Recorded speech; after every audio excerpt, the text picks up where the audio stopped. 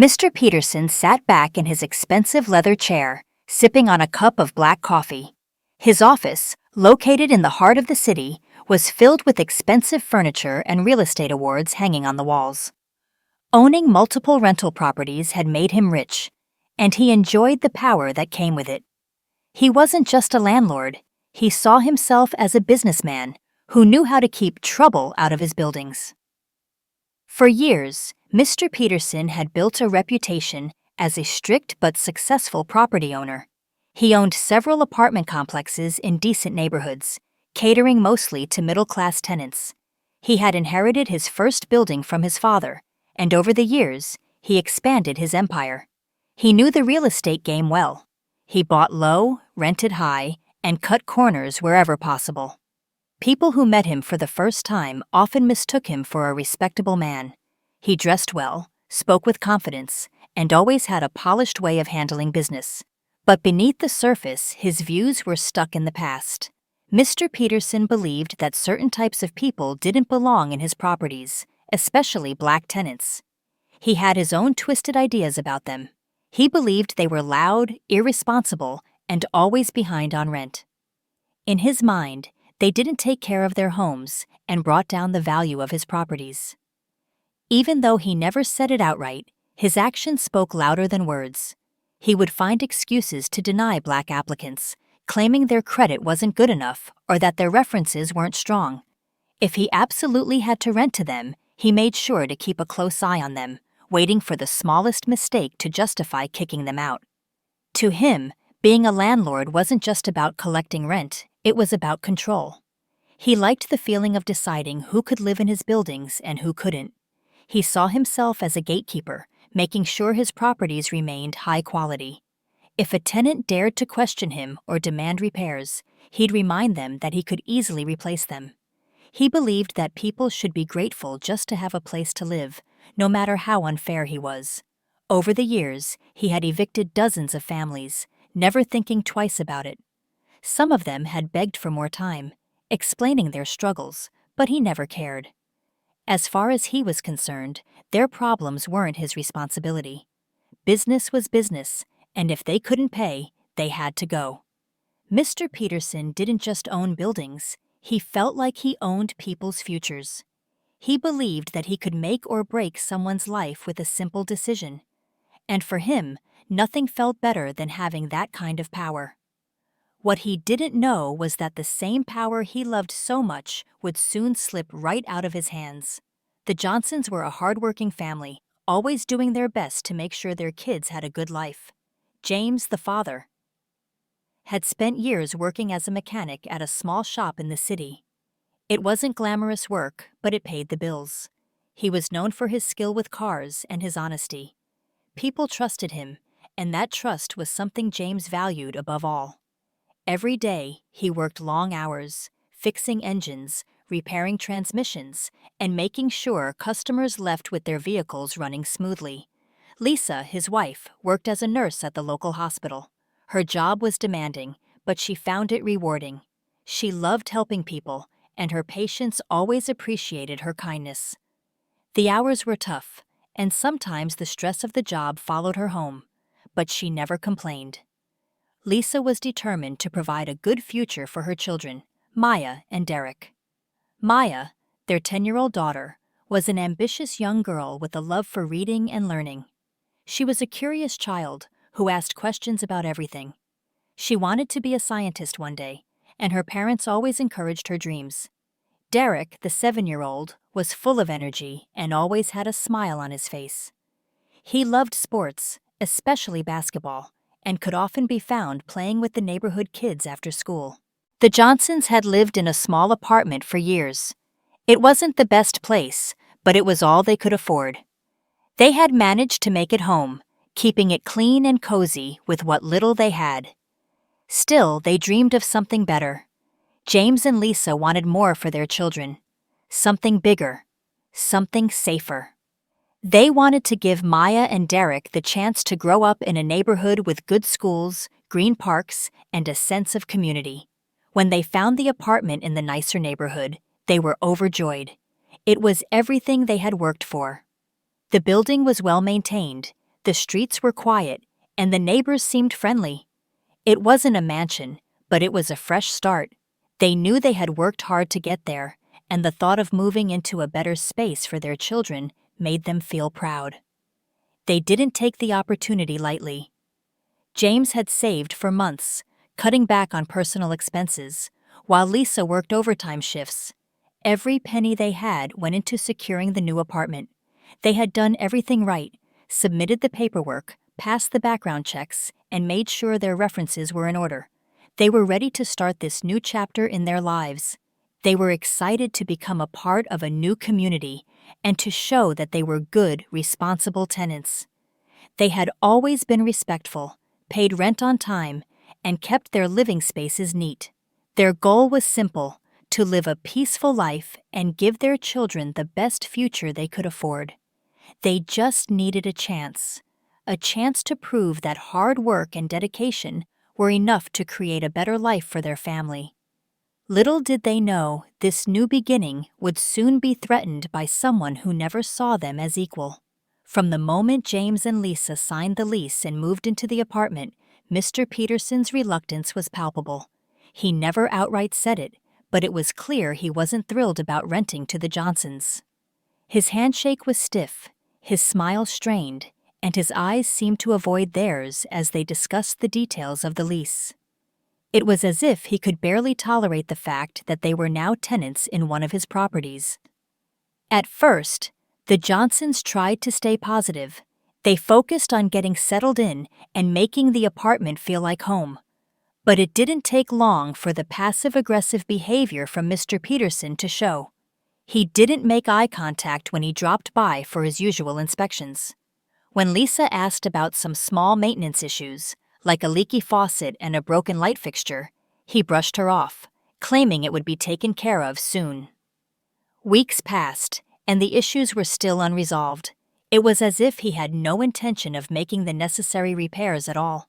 Whenever they followed up, Mr. Peterson would give vague responses, avoiding any real commitment to fixing the problems. He would offer excuses like, "You know how these old buildings are.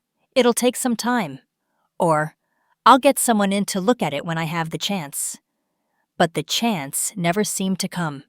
It was clear that the Johnsons were being ignored, and they began to feel like they were being punished for some unspoken reason. As the weeks went on, the small inconveniences turned into bigger frustrations. Mr. Peterson began charging extra fees that seemed unfair. When the rent came due, he suddenly demanded a late fee, even though the Johnsons had always paid on time. He claimed that the rent check was a few days late, when it was actually mailed on the due date. He also accused them of leaving small damages in the apartment, like a minor scuff on the wall or a chipped tile in the bathroom, things that were either there when they moved in or could have been easily fixed with a little paint or filler. James tried to discuss these charges with Mr. Peterson, but the landlord always deflected, making vague comments like, "Well, things get damaged over time." He never actually addressed the details, and the accusations only piled up. The Johnsons began to feel trapped in a situation where they were being blamed for things that weren't their fault, and the more they questioned, the more Mr. Peterson seemed to find new ways to make them feel unwelcome. Mr. Peterson's subtle racism also became harder to ignore. While he never said anything outright offensive, his actions and tone made his beliefs clear.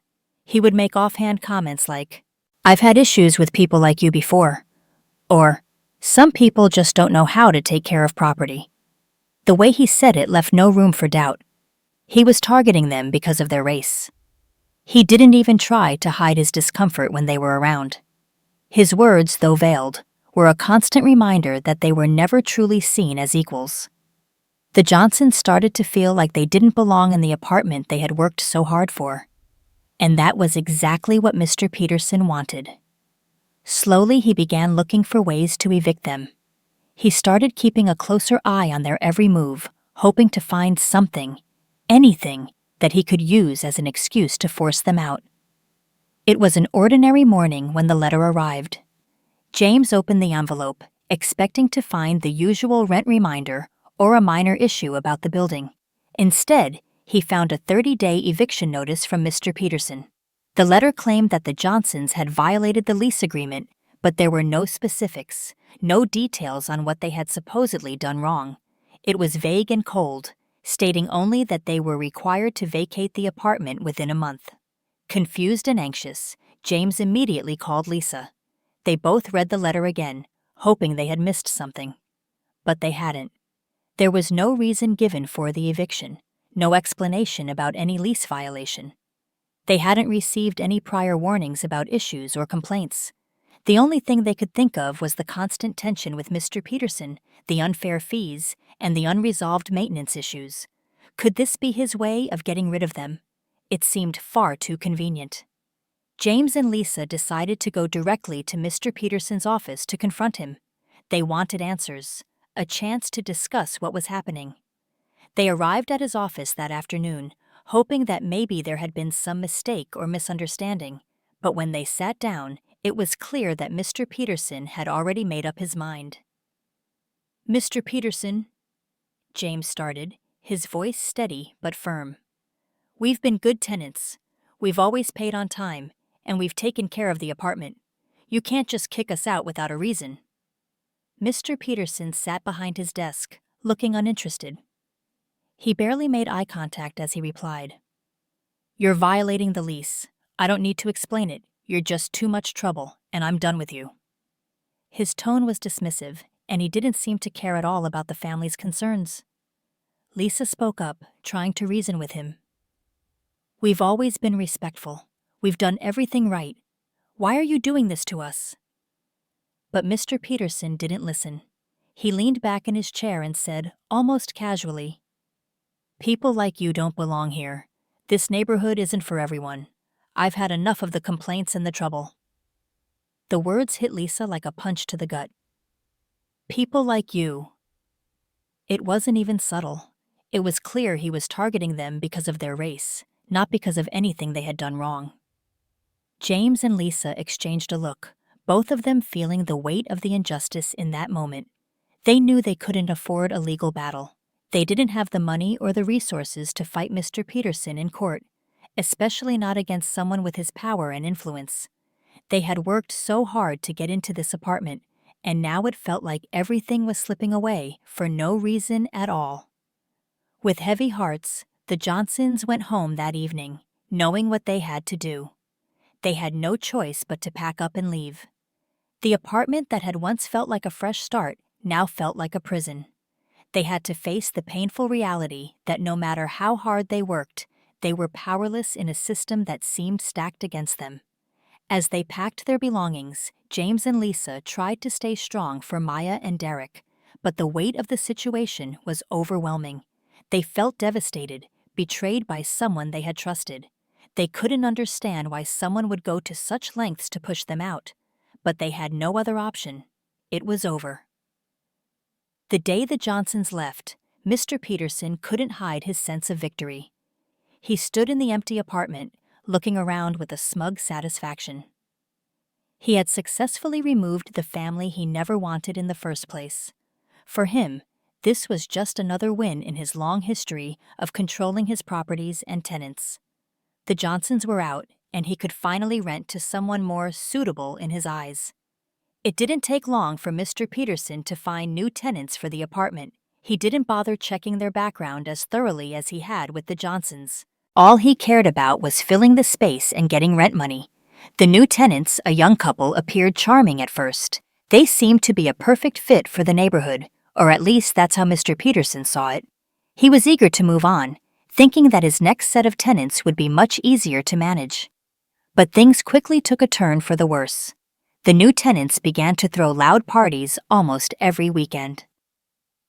The music echoed through the building, keeping neighbors up well into the early hours of the morning.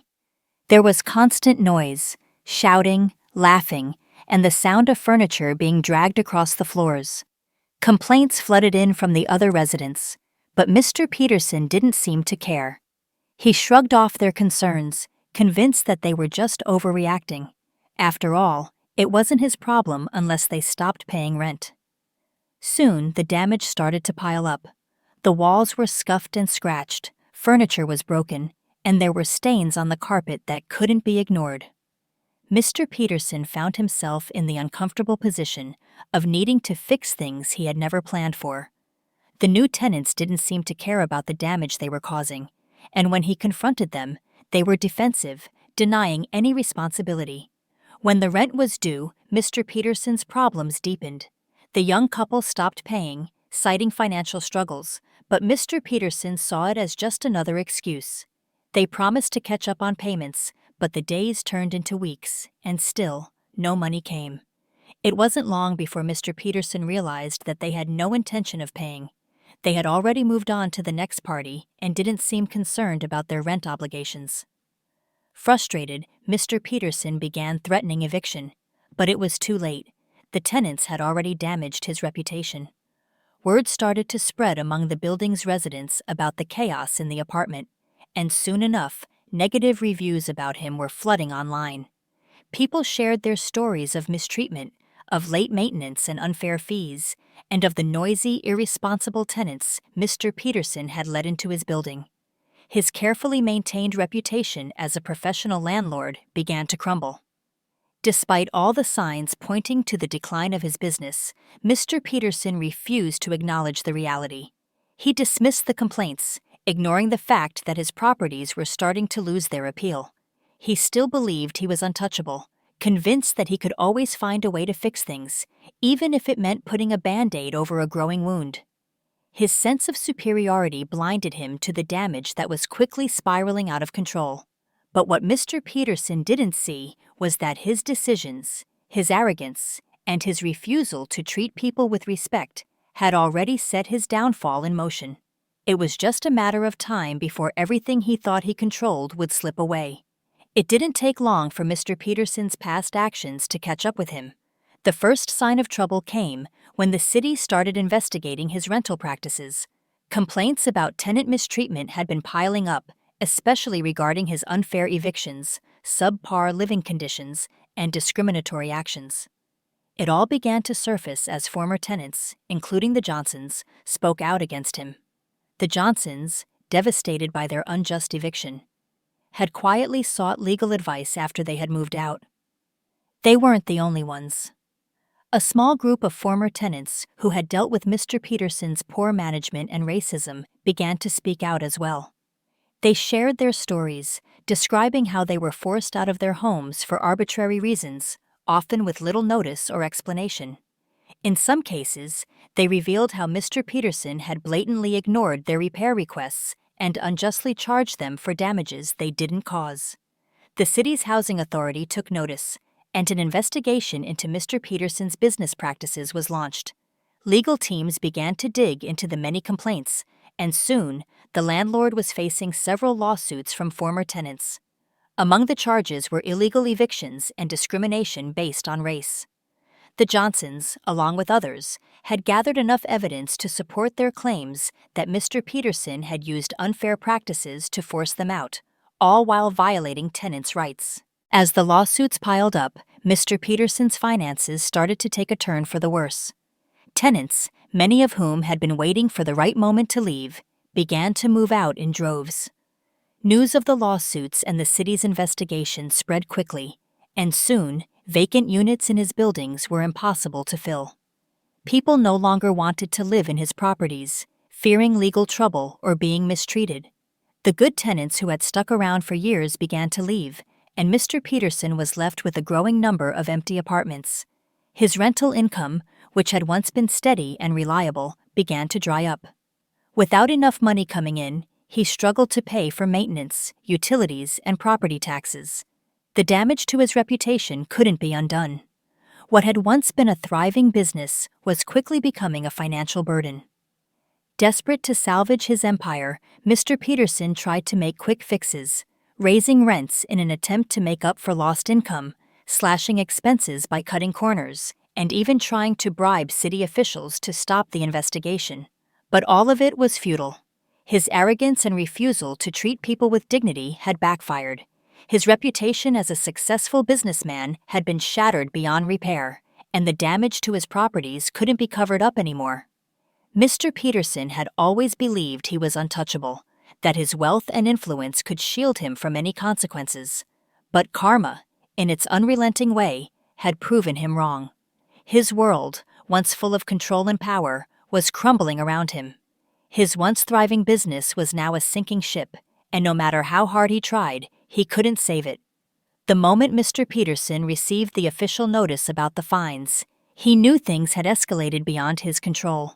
The city had hit him with heavy penalties for violating housing regulations, including failure to maintain safe living conditions and engaging in discriminatory practices. It was the final blow in a string of bad decisions. The fines were steep, far higher than anything he had ever anticipated. He tried to stall, hoping that he could negotiate a settlement or delay the payments, but it was no use. The law had caught up with him, and there was no escaping it. As his financial troubles deepened, Mr. Peterson found himself facing yet another blow. His properties were seized due to unpaid debts. The banks and creditors had no patience left for him. They moved quickly to take possession of his real estate, which had been his primary source of wealth for years. His once pristine portfolio of properties, his pride and joy, was now a series of buildings no one wanted to manage. Without the income from his properties, he had no way to keep up with the mounting costs. Bills piled up, and creditors came knocking, demanding what they were owed. He was forced to sell his properties, but by then they had lost much of their value. The damage to his reputation was too great. The city's investigation, the lawsuits, the stories of mistreatment and neglect, no one wanted to buy into that. He had no choice but to sell his real estate at a fraction of its worth, leaving him with very little in return. The sales didn't even come close to covering his debts. The money he had once made so easily now seemed like a distant memory. Mr. Peterson tried to hold on to a few properties, hoping for a miracle, but they too were eventually sold off as part of his mounting financial woes. He watched helplessly as everything he had built crumbled around him. As his assets dwindled, so did his social circle. The wealthy people who had once been eager to do business with him turned their backs. No one wanted to be associated with a landlord facing lawsuits, accusations of discrimination, and mounting legal trouble. His so-called friends stopped answering his calls, and those who had praised him for his business acumen now avoided him altogether. In a matter of months, Mr. Peterson had gone from a well-off, self-assured businessman to a man with nothing. His lavish lifestyle, the expensive suits, the luxury cars, the fine dinners, all of it vanished. He was left with nothing but the consequences of his own actions. What had seemed like a secure future now felt like a distant dream. It wasn't until he was sitting alone in his empty office, looking at the remnants of his former life, that he fully realized the extent of his downfall. His arrogance, his racism, his disregard for the people who paid his bills, it had all led to this. It wasn't just bad luck or bad timing. It was the result of years of mistreatment and poor decisions. Mr. Peterson had spent his life believing he was untouchable, that his wealth and power could shield him from the consequences of his actions. But in the end, it was karma that struck hardest, and by the time he understood this, it was already too late. Everything he had worked for was gone.